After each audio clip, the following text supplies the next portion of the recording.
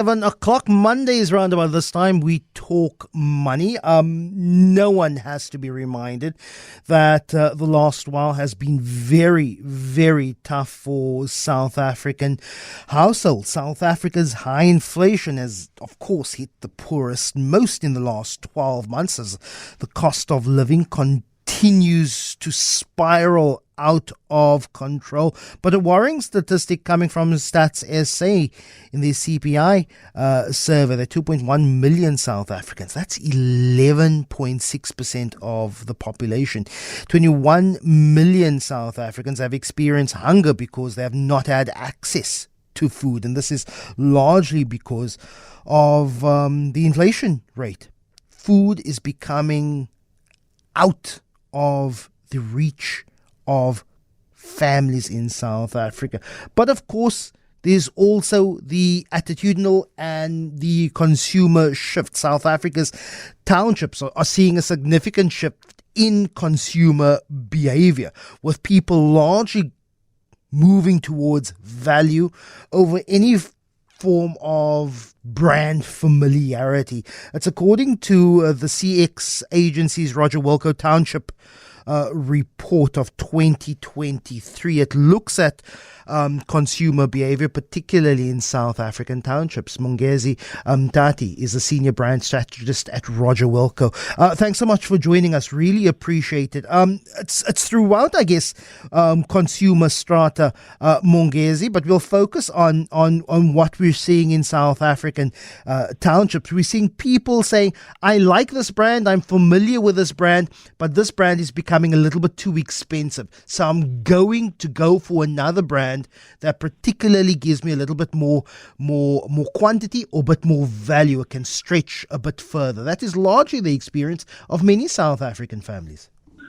Good morning. Thanks for having me, Lester. Yes, that's what we are seeing. And this is, of course, driven a lot by some of the things you said, but also it's that some brands, some of the sort of heritage brands tend to not be present and visible within these townships.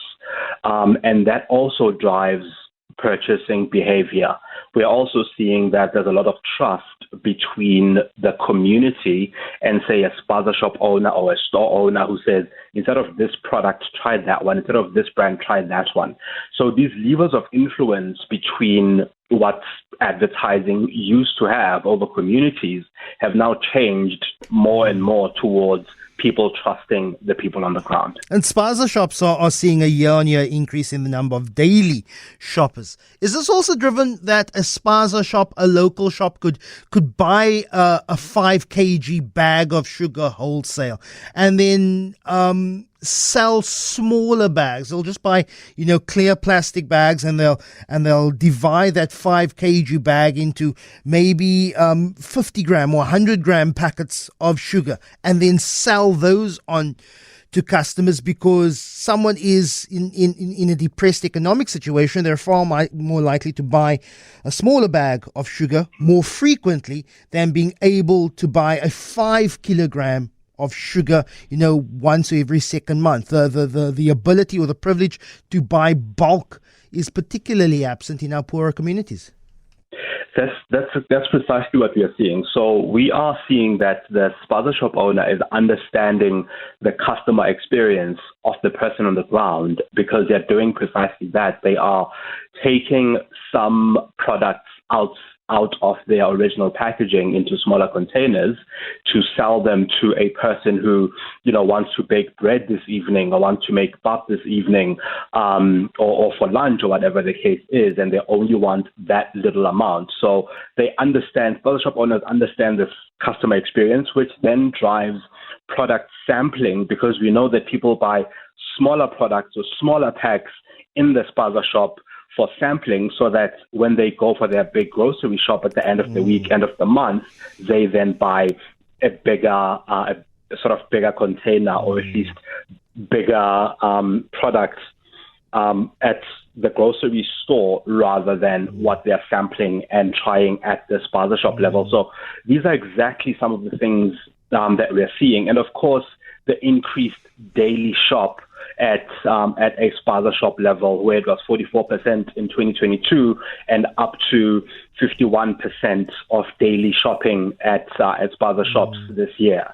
And this is also driven by, I think, besides the depressed economy, it's also driven largely by the fact that we came out of COVID, and in 2021 we saw that there was a decrease in spaza shop shopping. In 2022 we are seeing an increase, but also these stores are now branding themselves. So you are seeing more and more of these shops and townships becoming less and less branded by sort of big brand branding and murals, and now branding themselves with their own branding and owning that sort of township aesthetic.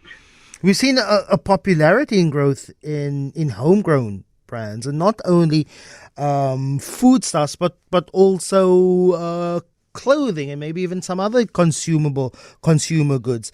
Yes, people are still spending on international brands, but we've seen, particularly in local designer clothing, we've seen the growth in local footwear,